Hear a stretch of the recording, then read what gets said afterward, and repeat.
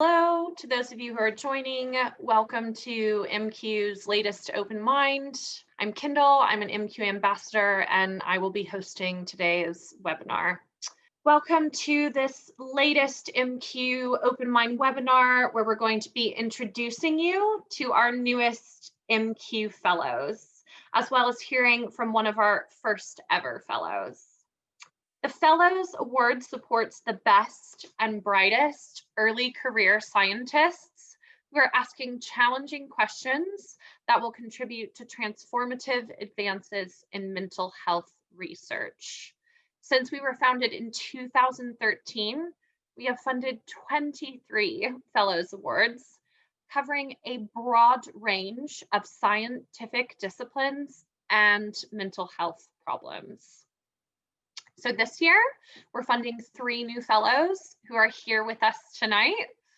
Our Fellows Awards wouldn't be possible without the generous support of our donors, especially the Rose Trees Trust, our sister organization, the MQ Foundation in the US, John and Susan Wilkes, and a legacy gift from the late Jan Szyszka.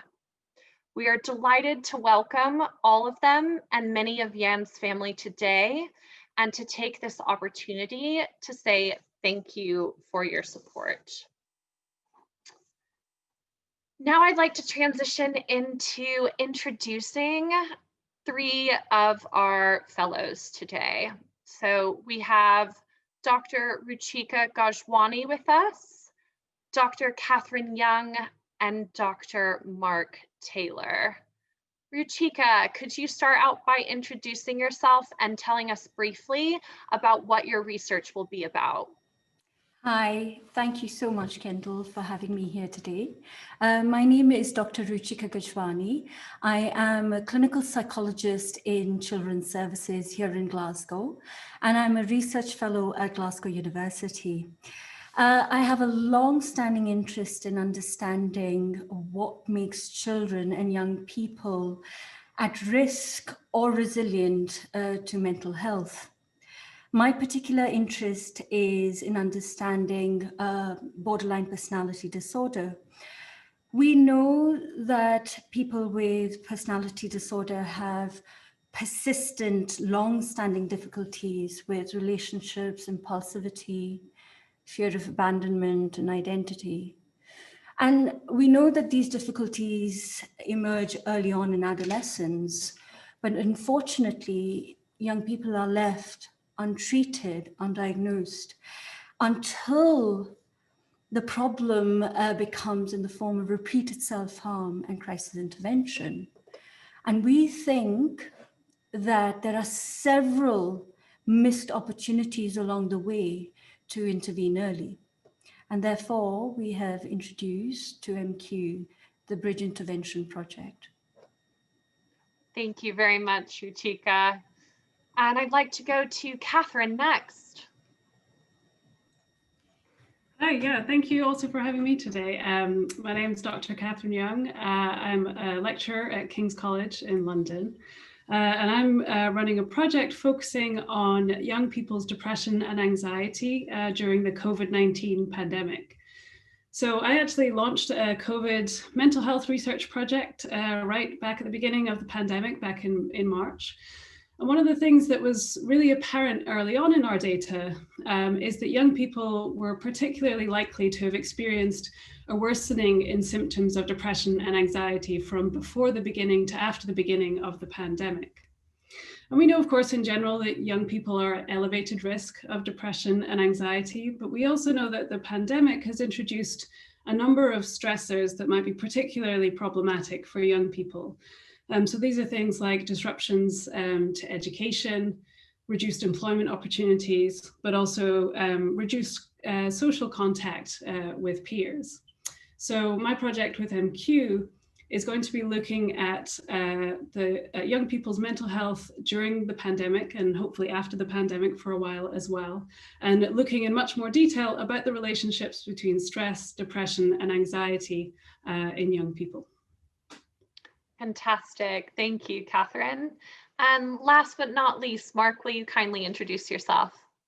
Yeah, sure. So I'm Mark Taylor. I'm a researcher / assistant professor at the Department of Medical Epidemiology and Biostatistics at Karolinska Institutet in Stockholm. So I've been working for about 10 years now looking at mental health problems in autistic individuals. So autism itself is not a mental health problem, of course, but autistic people are highly vulnerable to developing mental health problems. So my research has been initially just trying to look at why this is the case. So previous research, I've tried to look at whether it's the case that there are potentially genetic factors in common between autism and some of the mental health outcomes that it commonly co-occurs with. But in the project I'm going to be doing for MQ, we're going to be using some more classical epidemiological approaches to try and identify some more reasons why young autistic adults are so at risk of mental health problems, and to think a little bit about what the longer term impact of those mental health problems is as well. Thank you, Mark. We are also joined today by Dr. Ethel Mpungu, one of MQ's first fellows, who will talk about what her MQ-funded research has achieved. Ethel, could you briefly introduce yourself? I believe you may still be on mute, Ethel.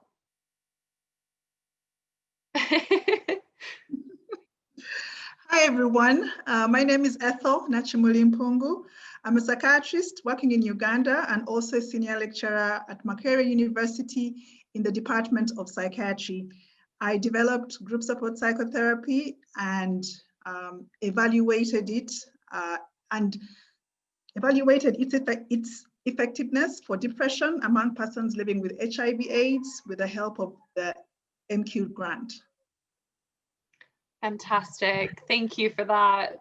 So we're really going to go ahead and get stuck in. And I want to circle back to Ruchika to dig a little bit deeper. So Ruchika, could you explain a little more in detail what your research is about, how you will conduct it, and what borderline personality disorder is? Yeah, sure, Kendall. We know around 40% of inpatients and about 20% of outpatients would meet criteria for borderline personality disorder, but are generally being treated for other things such as depression, anxiety, and psychosis. So BPD is characterized by long, persistent difficulties in areas such as relationships, impulsivity, repeated self-harm, fear of abandonment. Yet, we know that these problems emerge in adolescence, but young people are left untreated. And we think it's because it's seen within the remit of social and relational difficulties until there is repeated self-harm and crisis intervention. And that's when some people get involved early. Now, there are, of course, implications for these missed opportunities. So people are often out of school very early on. There's an unemployment. Sadly, there is high level of premature mortality, estranged relationships from families. And yet, the important message is that BPD is treatable.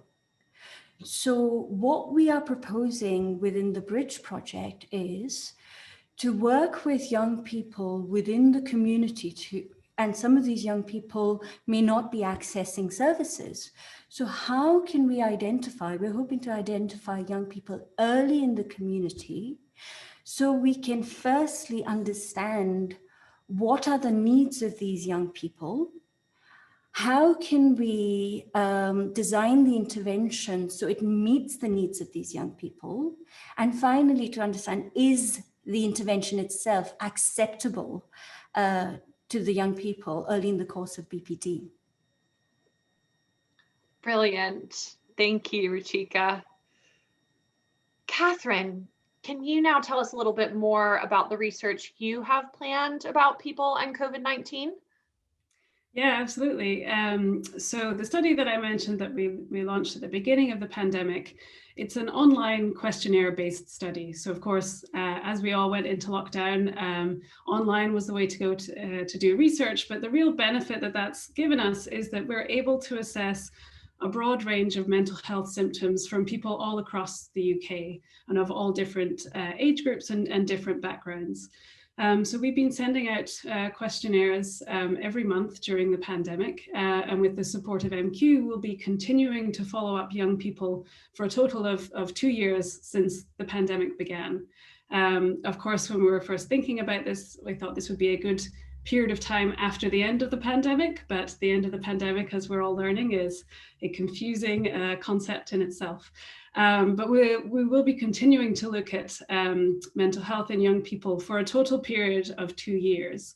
And so that allows us to look at both the short-term impact of the pandemic and the stresses related to lockdown and the other education and employment issues that I mentioned, but also to look at how this experience of stress is differently impacting people in the long term. Who are the people that go on to develop long-term problems, and who are the people who are perhaps more resilient to stress, and what makes them more or less resilient, and how can we use that information to either improve the efficiency of existing interventions or to better target our interventions so that to make sure that they're reaching the right people.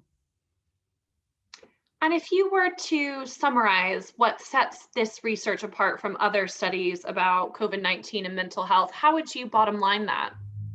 Yeah, I think it has been really interesting actually to see that for once there's quite a lot of focus on mental health. During this particularly stressful time, we are taking mental health a little bit more seriously than I think has been happening in the past. Two things that I'm particularly excited about with our study.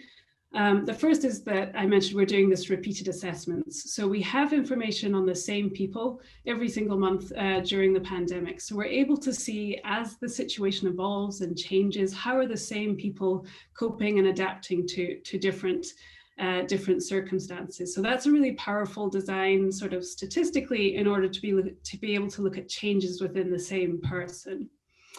The other aspect that I think really feeds into kind of the intervention angle that I mentioned is that we're not just measuring symptoms of depression and anxiety, but we're also asking people about the types of behaviors that they're engaging with and the types of patterns of thoughts that they've been having about stress and about their mental health.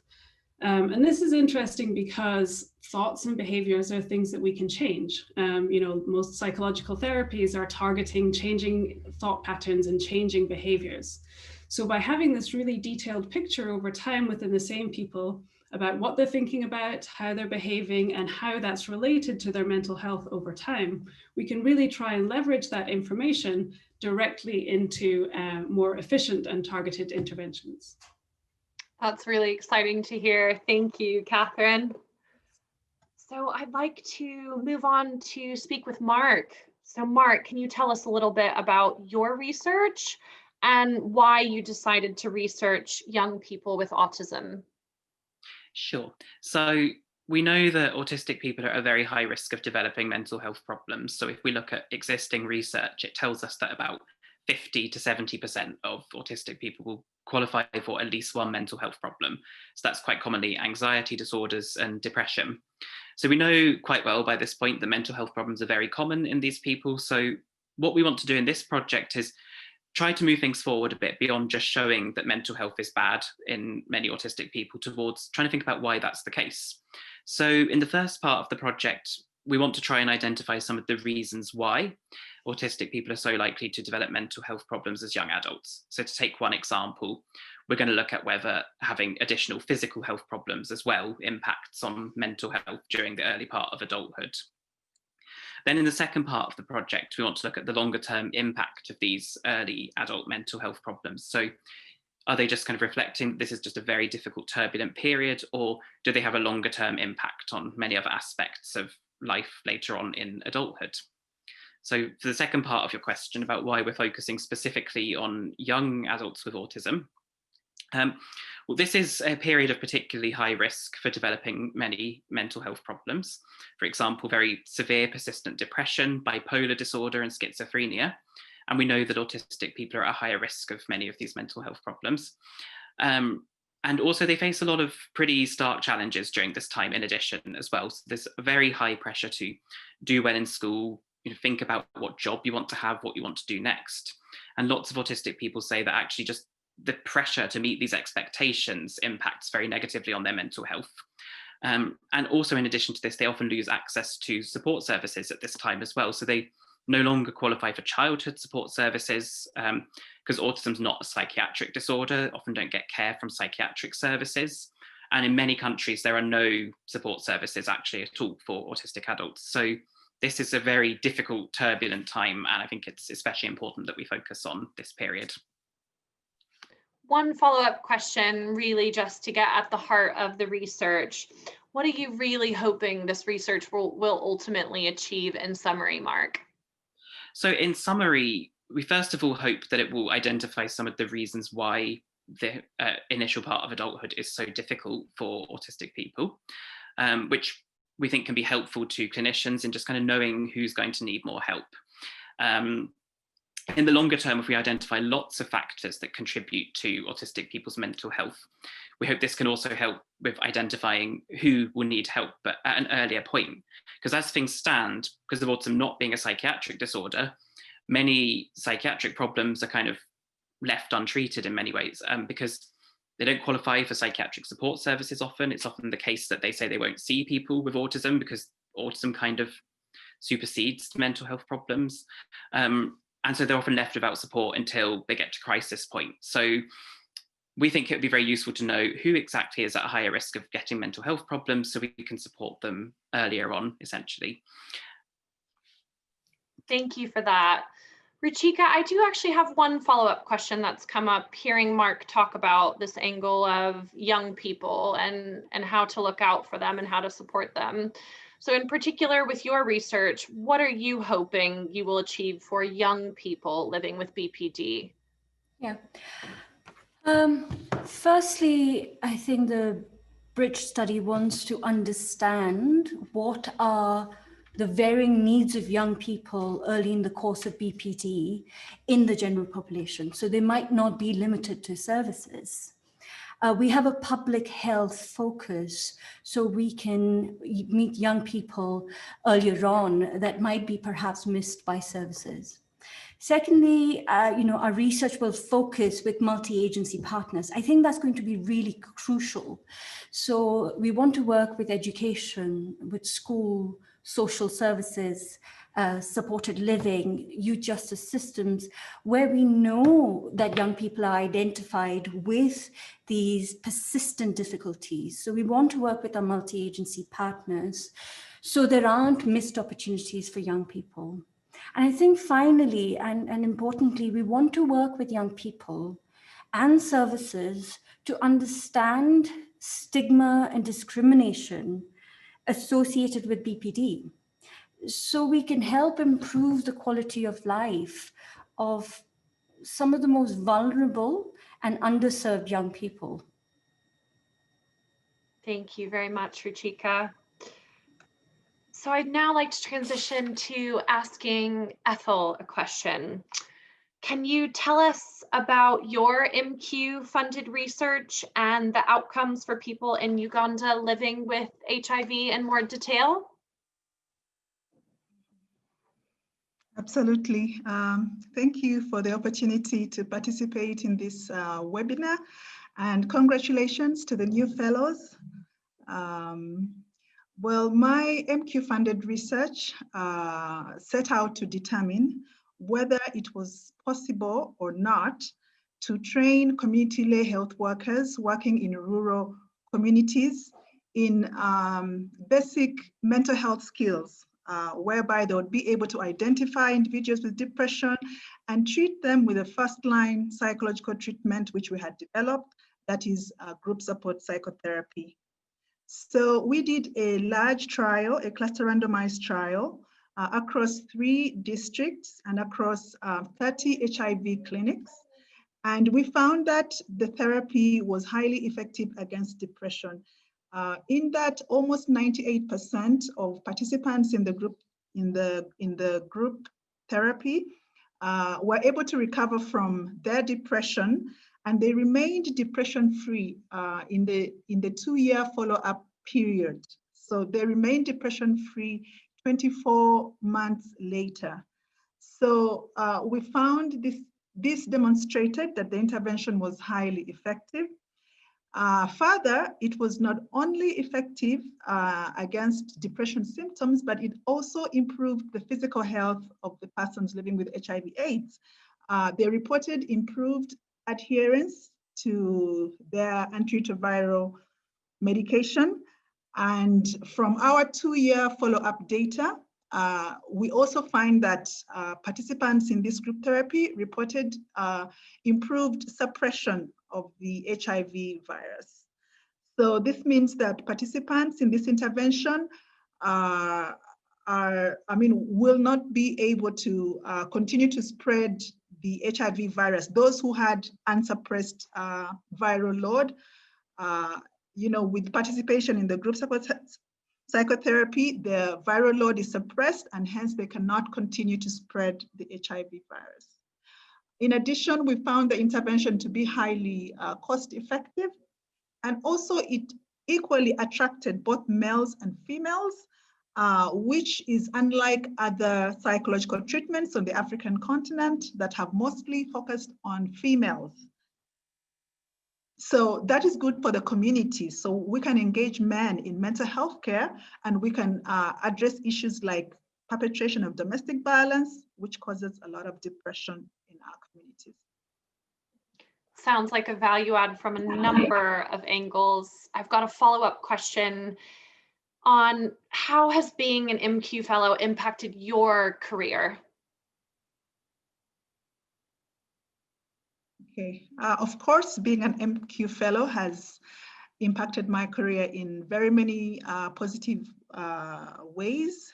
With the successful completion of the MQ funded research, I've been able to apply for an appointment for the position of associate professor, and the application has been well received by the Makerere University Appointments Board, and we are waiting for the outcome of that.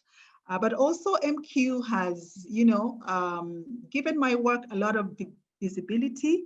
They've recommended me to speak at conferences and, at plenary sessions at conferences, at major conferences, thus increasing the visibility of my work greatly, which has enhanced collaborations.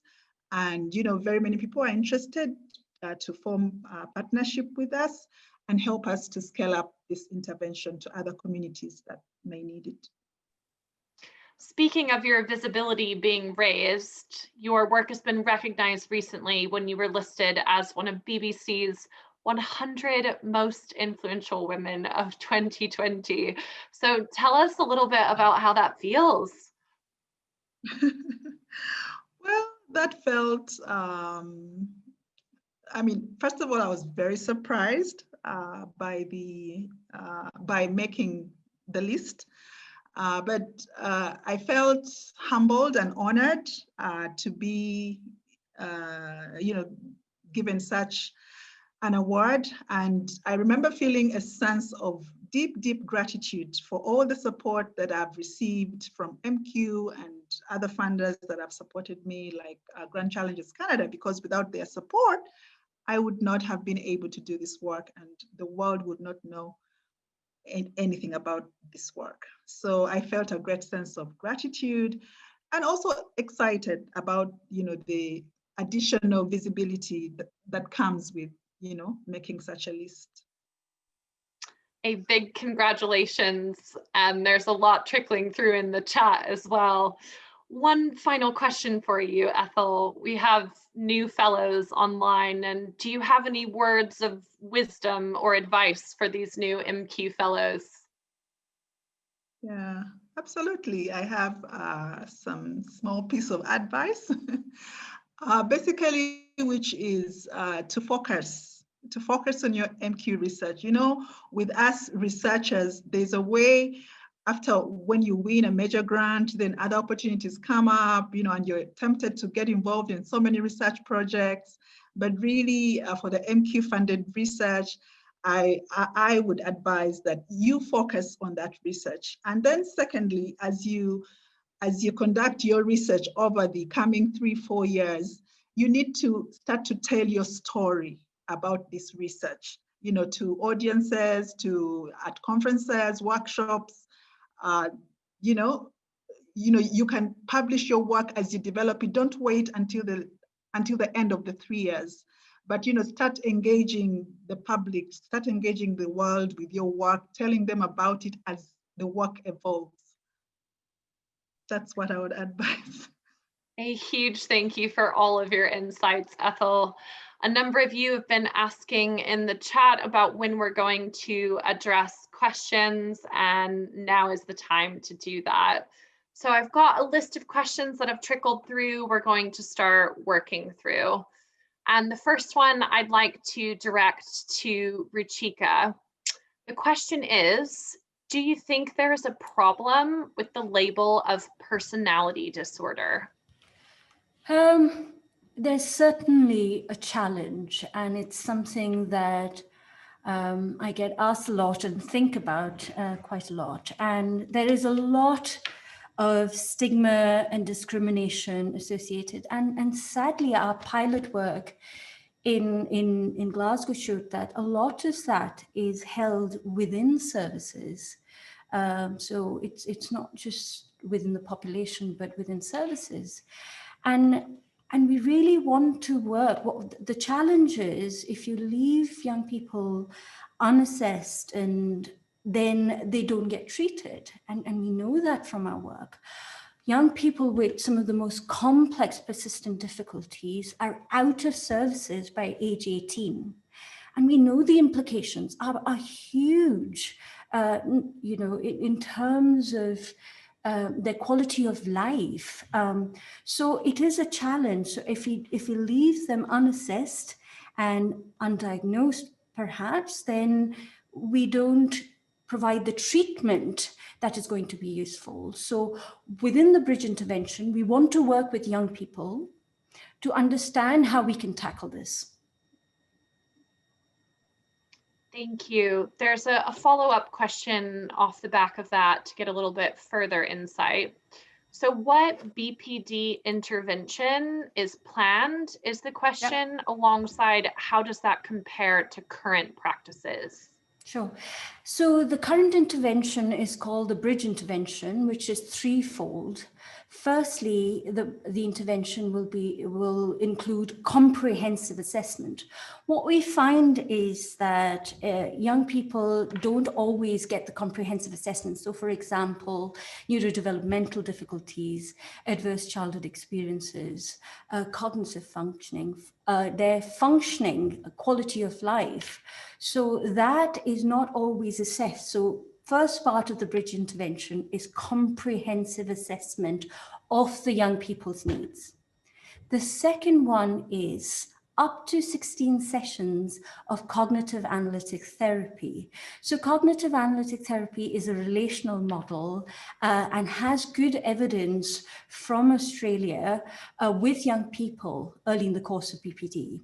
But this has not been done in the general population. So the bridge intervention hopes to do that with young people early in the course that might not be within services.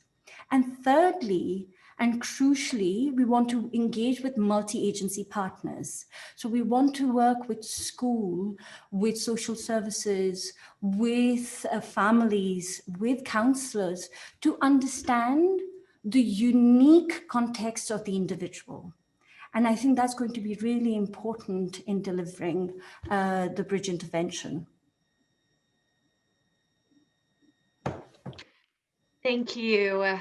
I've got a question now for Catherine, and that is, how are the assessments from your research conducted, and would participant fatigue potentially be a problem? Yeah, that's a really good question. So all our questionnaires are conducted online. We recruited people mostly online through social media and through contacting various charities and through promotion with MQ as well. So they're all questionnaire based and all collected online. We do aim to keep the questionnaires as brief as we can. So when people first signed up to the study, their first questionnaire was a bit more detailed, and it was about 30 minutes, maybe up to 40 minutes, depending on answers to different questions. What we've been doing ever since then is the briefest sort of follow-up we can that's about 10 minutes each time. So 10 minutes once a month. People do definitely lose a little bit of interest. We have seen numbers tail off a little bit, but actually I would say overall our participants seem to be really engaged, and I think in part probably because we are in this pandemic, people are at home, they maybe have more time on their hands, but it's also something that I think from the feedback we've had from our participants that they're really engaged in at the moment. It feels really relevant, and I think that in a bigger picture thing for me is thinking about how to make my research feel as relevant as possible to participants, because we really have seen this quite high level of engagement over time so far anyway. Brilliant, Catherine. I've now got a question for Mark from Mary. I'm not sure if Mary may need to embellish a little bit on what she means here in the chat, but I'll throw the question out there, Mark, and you can see if it's enough to work from. So the question is, could you talk more about environmental factors for people on the autistic spectrum? Is that something you can work with? Yeah, for sure. I mean, if the question is just about, are there any environmental factors that could be relevant, I can talk to that. But if that doesn't cover the question, then Mary, hopefully you can add to it in the chat. So we know genetics play a very large role in autism, at least we know from looking at how it recurs within families. But we obviously know it's not everything. There is still some room left for environmental factors to play a role. We don't know comparatively as much about environmental factors as we do about genetic factors, but what we do know is that most of the environmental factors that seem to be relevant for autism seem to come very early on in life, or even in the prenatal period as well. So two findings that I've seen replicated quite a few times, for example, are that birth weight seems to be associated with autism. So something to do with the way the fetus is growing seems to be associated with autism. Paternal age as well is one that keeps coming up. So we don't fully understand why that is. One hypothesis is that older fathers carry more mutations in their sperm, which could be one explanation. Another explanation could be that people with autism themselves are more likely to have kids at a later age. So perhaps it's driven by people with autism actually having kids at a later age as well. So those are the factors that I can comment on with confidence. Other factors have been suggested, but the research has perhaps not been as extensive. Brilliant. Hopefully, Mary, that touched on what you were looking for. So I would like to go to Ethel next. We had someone who commented, Ethel mentioned involving men and women in her work. Is there an issue in recruiting certain genders across all of the fellows studies?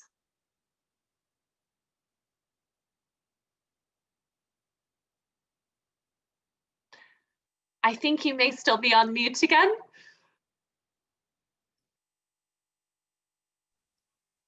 There we are. Thank you very much. Thank you very much for that question. Prior research into psychological treatments in Uganda and in other African countries was mostly focusing on women.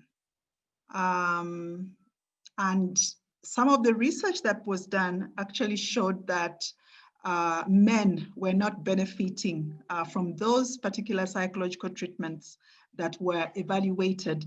And as a consequence, non-governmental organizations started to roll out psychological treatment to only women.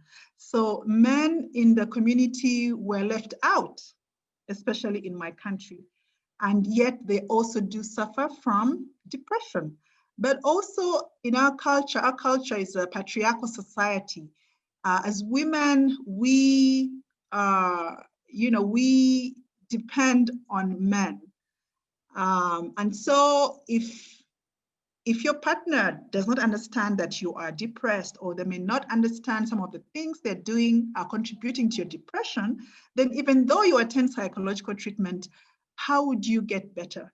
So I really felt that we needed to have an intervention that was culturally appropriate, that would be able to also attract men so that they too come for therapy and the entire community can benefit from psychological treatment, and we can treat depression in everybody. So we were very glad that our intervention was was very attractive to the males in the community, and we're able to recruit more or less equal numbers of male and females. And when we did our analysis at the end of the follow-up, the intervention was equally effective in both men and women. Fantastic. There's one follow-up question for you as well, Ethel, and that's, does your work just take place in Uganda, or is it international? And if it is just local, is there an opportunity to scale your work? Yeah, thank you for that question. My work currently is still only in Uganda. We have tried over the years to get a grant to scale it to other communities in Kenya, in South Africa. We haven't been successful in securing those grants. But like I said, MQ has been working tirelessly to make my work visible, and we have had more people interested, more partners coming in and working with us to find a way in which they can help to scale this intervention to, first of all, nationally, but also to other communities. Brilliant. I'd like to direct a question to Ruchika next. And this is a question about the process of becoming an MQ fellow. So what does it involve? What was that like for you? I want to start with thanking Ethel for the recommendations for MQ Fellows.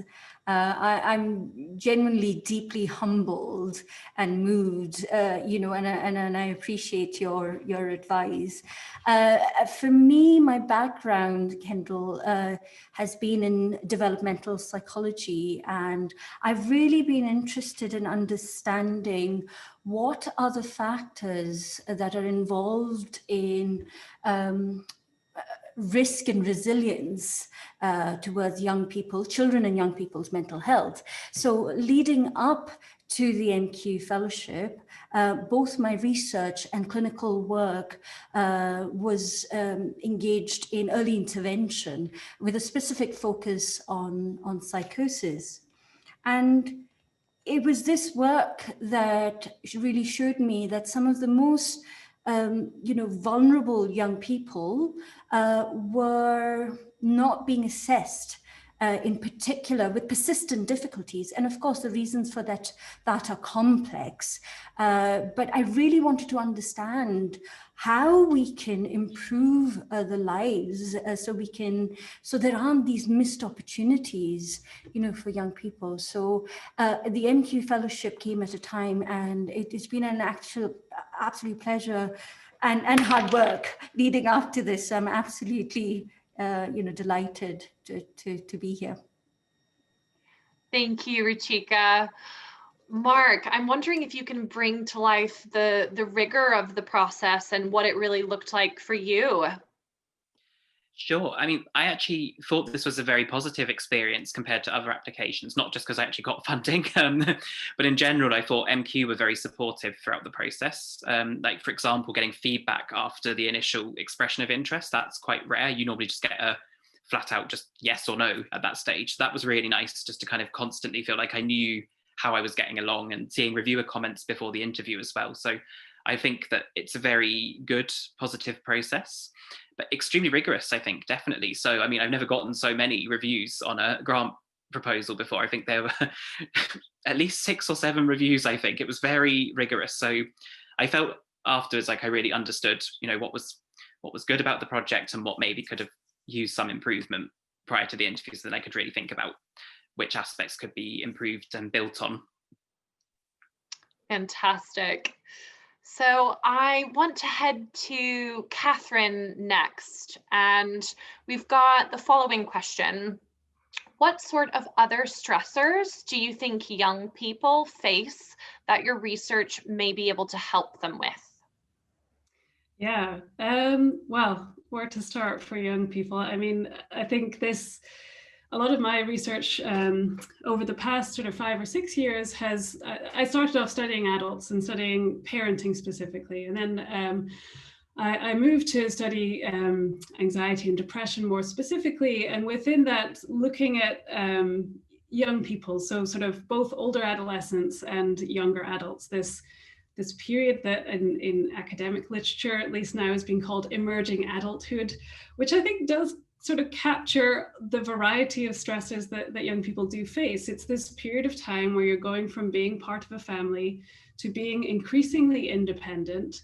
There's lots of, very normal challenges around, living on your own for the first time, or living away from your parents, paying your own bills, doing all these, very normal things. But at the same time, you're sort of moving away from that safety of your family. Your peer group becomes more important, perhaps socially, than your family. And then you can, encounter all these sort of interpersonal stressors as you try and figure out relationships and who are the people that are going to be your, supportive individuals, who are the people that are less helpful for you. At the same time, lots of people are changing, where they're either their employment or they're moving on to higher education. So we're talking new environments, new people, new challenges. I think there's a lot of different things that young people do face. And, of course, very many young people do meet these challenges very readily. But I do think in periods such as that we're in right now, where opportunities for employment do become that much harder, and uncertainties around education do become that more salient, and you have less access, to your support group through your peers and through your friends. I think that's the real risk, is that highlights all these normal stressors for people, and perhaps makes them that much worse for certain individuals.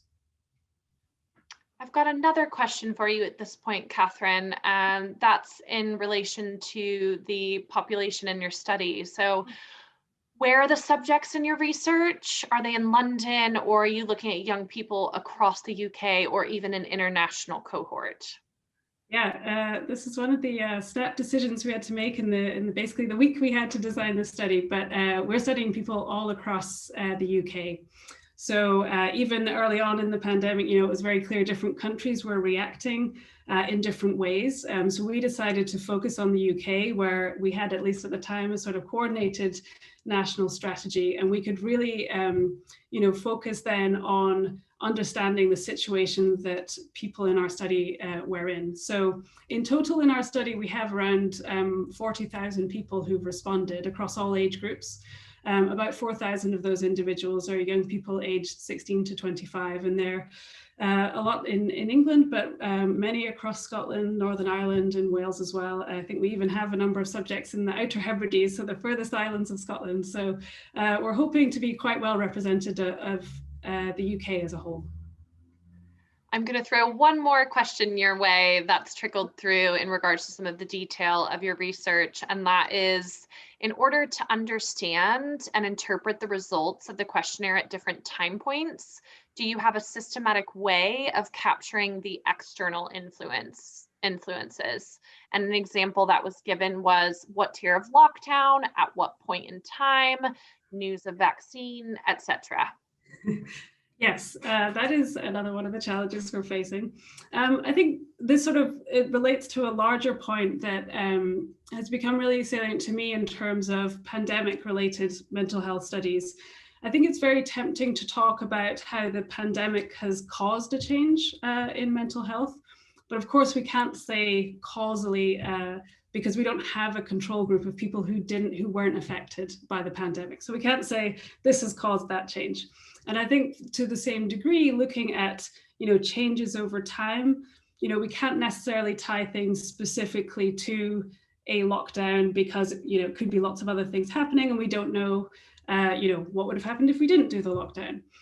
that said, we do now have some control, even within the UK, as you know, there have been regional differences with some of the restrictions. So for example, Scotland, I believe, has been in much tighter restrictions most of the summer compared to in England. So there's some sort of natural variation we can start to look at there. I think broadly, the sort of bigger picture thing from what we know already about relationships between stress and depression and anxiety is that relationships are not necessarily based on an objective assessment of what the stressor is. So it's not necessarily about, you know, how badly or how tightly restricted, you know, social interactions are, for example. But they're more about how an individual is reacting to that stressor. So we're including measures of perceived stress. So how much do you feel like this is bothering you? How much is this impacting your life compared to how you would be normally? So we're doing a little bit of a mix between, you know, some geographical differences where we can, but then really trying to hone in on individual experiences and looking at how those relate to mental health problems. Hopefully that gave you guys a more detailed idea of Dr. Young's research. And I'd now like to circle back to Ruchika again.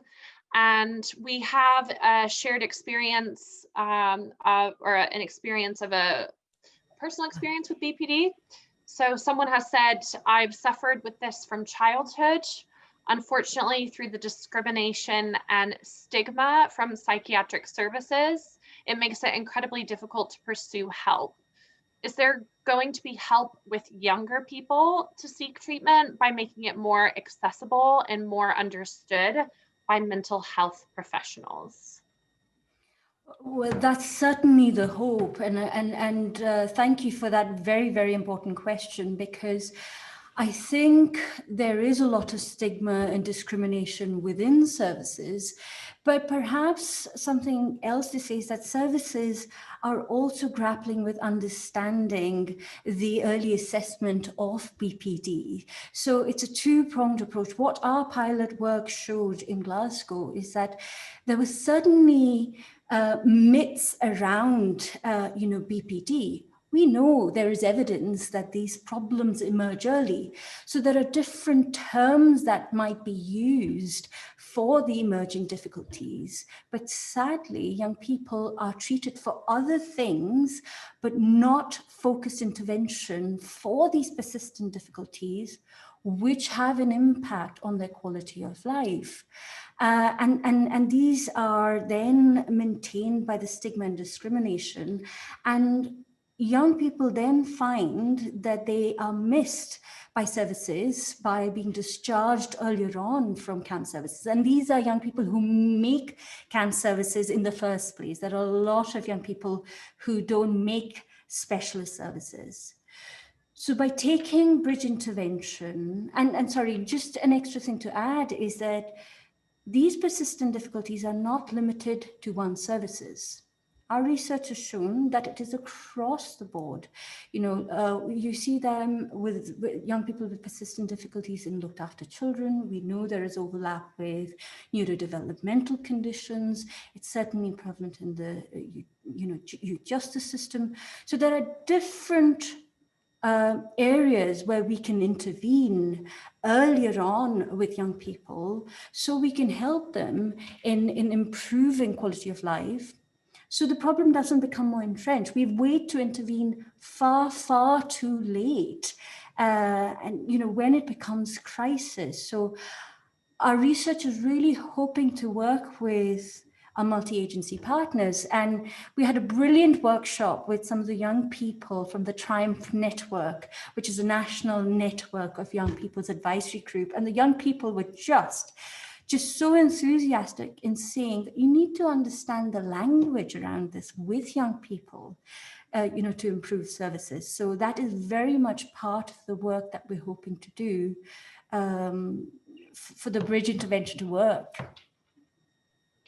There's a similar follow-up question off the back of what you've just shared. And someone has said, I'm working on a teen mental health ward, and I see issues of late diagnosis of BPD. What is the proposed benefit, stroke, why hasn't this changed sooner? The benefit of... That's all I'm working with here. So I'm assuming maybe it's best for us to roll with the latter part of that question. So Yeah. Why does it often happen later in the game?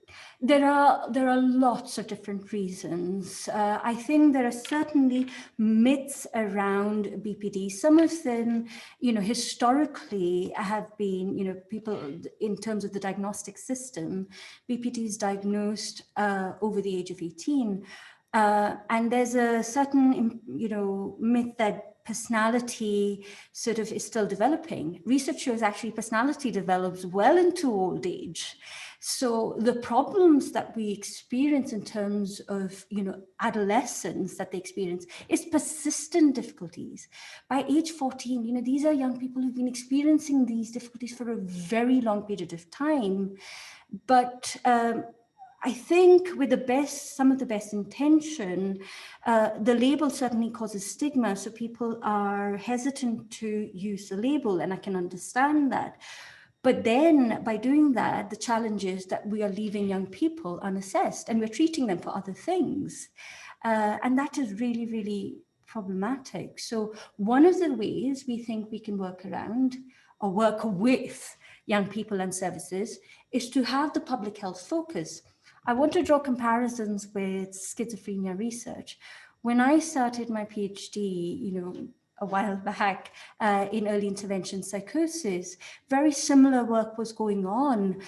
We work with GPs, we work with connection workers, we work with counselors in reducing the stigma attached by having that public health focus. And I think a similar focus needs to be there within BPD. Brilliant. Thank you, Ruchika. So I have a question for Mark next, and that is, are there plans to incorporate the impact of genetic factors in your study?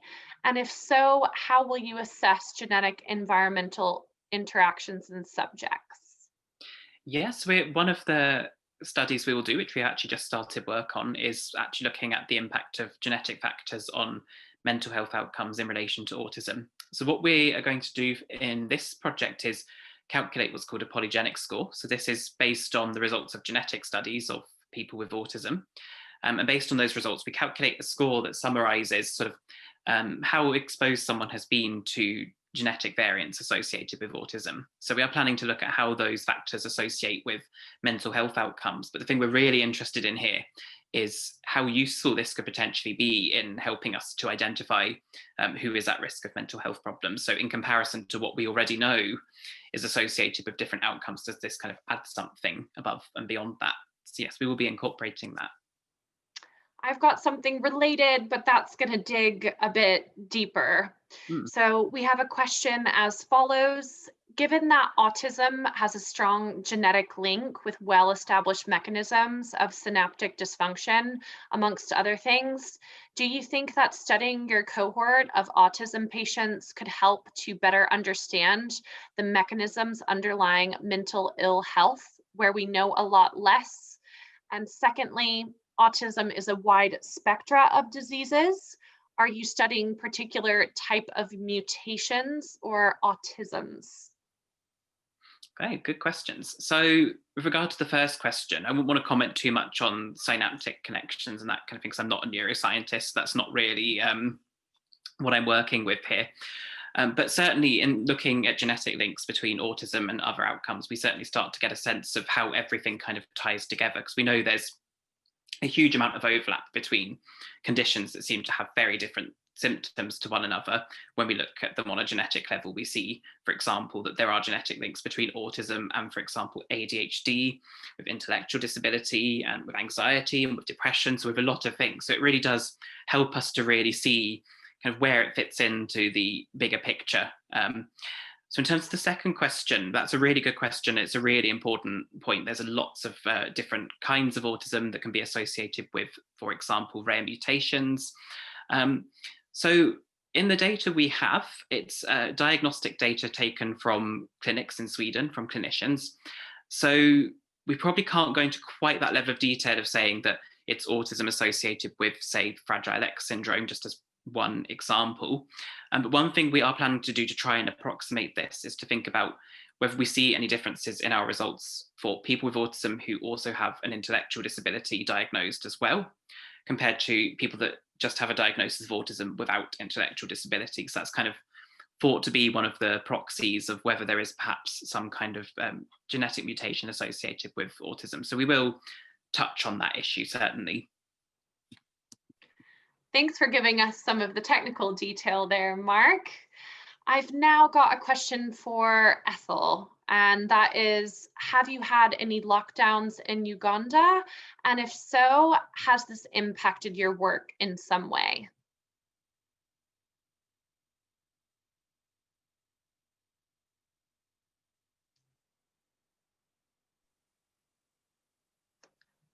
Thank you for that question. Yes, we did have a lockdown for 3 months, I think from March to June, and it did impact the delivery of the intervention in some areas, and in some areas, the intervention delivery was not affected because people felt they needed the intervention more. So they kept coming to the intervention, even when there was no transportation. Because the intervention is being delivered close to the people in the communities, they still walked to the intervention. So that's in one community in central Uganda. However, in northern Uganda, people were very scared about the COVID-19 virus, and these being very rural communities, the flow of information was minimal or delayed in those communities. So people were literally hiding in their households. They were not coming even to the health centers. So the health centers linked up with the trained health workers, and they would travel to the homes of the persons living with HIV/AIDS, where they would be given information on COVID, guidelines of prevention, and then be given their treatment because they were not even coming to the health centers. So that was the impact. Of course, there was minimum delivery of the intervention, but then also the trained health workers took on the role of educating the community about COVID-19 and the guidelines, the standard operating procedures that we were to follow to prevent infection. But when the lockdown was lifted and people were taught, what to do to prevent infection, business has slowly picked up back to normal. So we've been able to conduct trainings of more health workers, and the group sessions are taking place, although they are smaller groups than before. Fantastic. Thank you, Ethel. Ruchika, I've got a couple of questions for you. Firstly, how do people go about becoming involved in your research? And there's a little bit of a follow-up here. Following what you spoke about at the beginning of the webinar, I think one of the ways you may capture a wider range of early intervention could possibly be to focus on looked after children, as from my personal experience and from intervention with several other adults who were care leavers, this appears to be a common condition amongst looked after children. What are your thoughts there? I read the comment, in between, and I think it's such a helpful and honest sharing of ideas, and I'm really grateful. In terms of how to get involved with research as a participant, for example, we will have different forums. So, for example, we will have an online website where young people can look at the study and participate in the study. We will also be reaching out to to our multi-agency partners, so within NHS services, but also other services, so health services, supported living, youth justice systems, where we know children and young people are known by them as having these persistent difficulties for a long time. So there will be different channels and avenues, because the study is not limited to NHS services. It's going to be broad within Glasgow, because it's a feasibility randomized controlled trial. So the focus is working with young people between the age of 14 and 24 within Glasgow. And in terms of, looked after children, certainly there have been other projects that have worked very closely with looked after children, and we will be approaching them for the Bridge project as well. So yeah, thank you. Fantastic. A second question for you here from Flora, working in the early intervention team. In regards to psychosis, what research has been looked into treatment without the use of medication? Does that read okay to you? It does. I mean, I'm speculating whether, Flora, you mean other treatments for psychosis, or in terms of BPD within psychosis. But I'm going to try and answer the question in terms of what are the treatments that are there without the use of medication generally for young people with psychosis and perhaps BPD. There's certainly, I think, what we see in early intervention, and my own background where I trained was in Birmingham early intervention for psychosis, is good relational care. We know young people that receive good relational care have good outcomes. And what we mean by that, it could be, one-to-one work with a young person in the form of psychotherapy or CBT, but also family-based work is very, very important and crucial for early intervention. I'm personally passionate about cognitive analytic therapy, and it's a relational framework and has good evidence within BPD, amongst other things.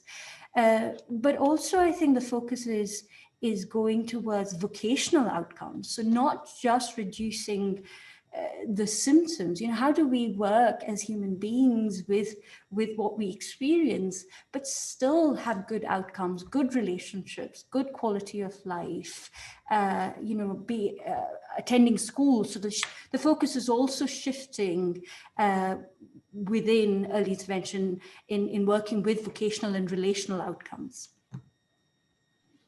Thank you for that. Hopefully that hit the mark for what they were looking for. I'd like to direct a question to Catherine next, and that is, do you have an advisory group to inform your work, such as lived experience advisory panels?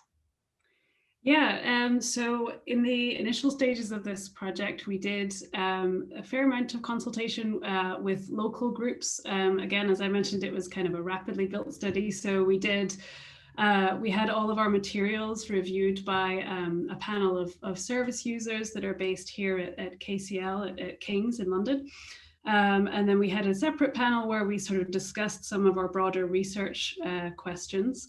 And more recently, we've been trying to improve the ethnic diversity within our sample. So we've been running a couple of focus groups looking at challenges and barriers to participating in psychology research amongst different ethnic communities. I'm sorry if you can hear that, there's a car alarm outside. The last thing I did want to say on that is that with our continuation and focus on young people, we're going to be building a specific sort of PPI group that's going to advise on the longer term aspects for young people. So that'll be a combination of both participants who are within our study, young people who we're going to connect with through MQ, and with a couple of our other partner organizations as well, to build a panel of young people who will help advise us both on some of the changes to some of the measures we want to make, as well as the question that came up earlier about long-term engagement and how we can best communicate and disseminate the findings from our project as we go, so that we can be providing output and data about what we've been looking at as the project goes along, rather than, you know, I think as Ethel mentioned earlier, rather than waiting till the end of the project. We really want to actively engage with the communities that are contributing to our research as we go.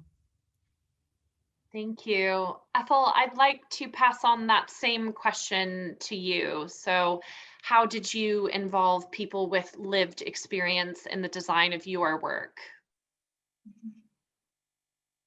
Yeah, thank you very much for that question.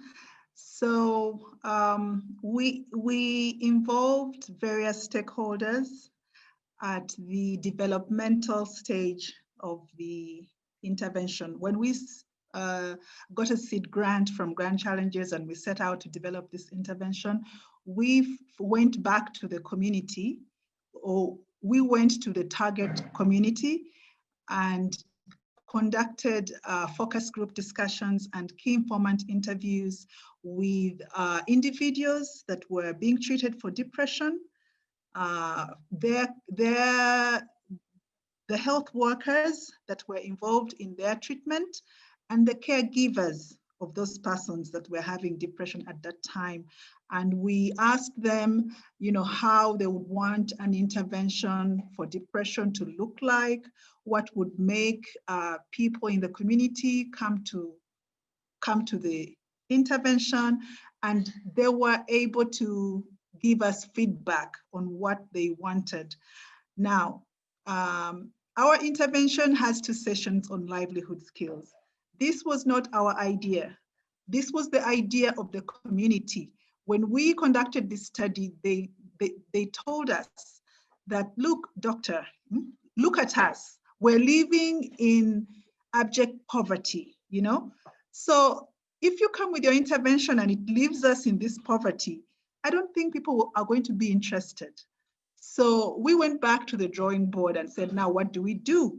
We didn't have, I mean, what were we going to do? Were we going to give them money? Our project couldn't do that. So we actually went back and read the literature, and the people were right. Poverty is one of the potent risk factors for depression.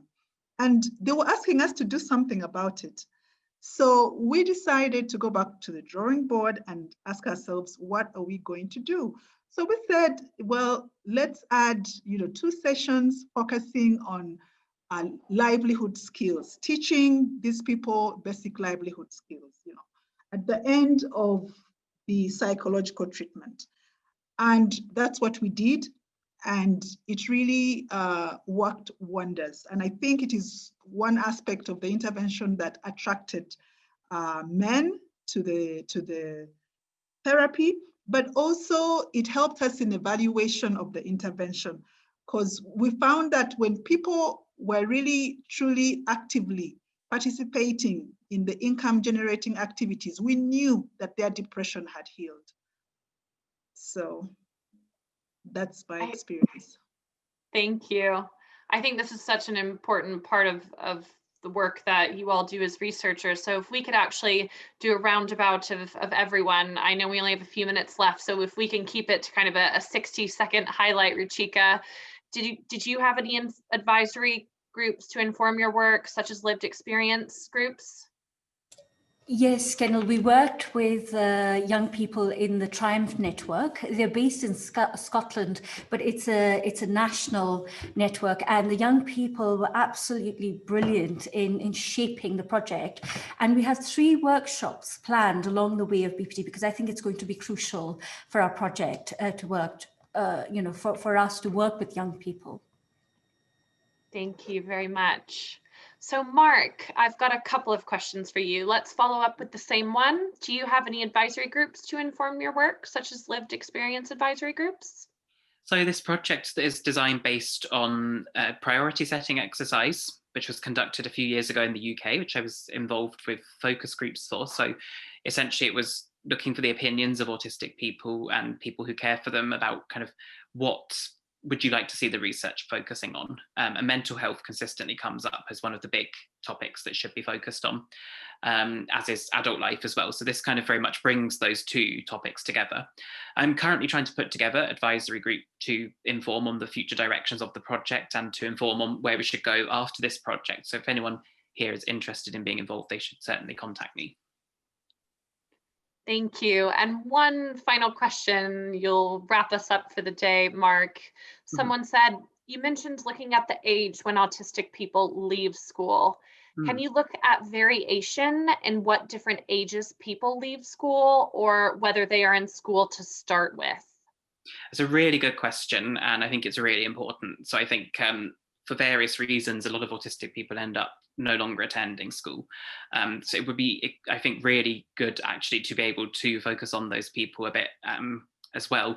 Unfortunately, the only information we can get from the registry data I'm working with is just kind of whether they completed school or not. And that's kind of inferred based on whether they have grades from the exams you take at the end of school. So certainly we could consider looking at those who have grades versus those who don't, and kind of infer that they didn't complete school. But it's a really important question and a very important place to go in the future. Lovely. So that's about all we have time for this evening. Thank you for your great questions, and for our guests for this fascinating MQ Open Mind. A big thank you to everyone who donated for their ticket. As a charity, MQ relies on the generosity of the public to fund the next mental health breakthrough. If you are able to, you can donate using the link shared in the chat. You can follow MQ on any social media channels at MQ Mental Health. And we really just want to reiterate, thank you again for coming this evening.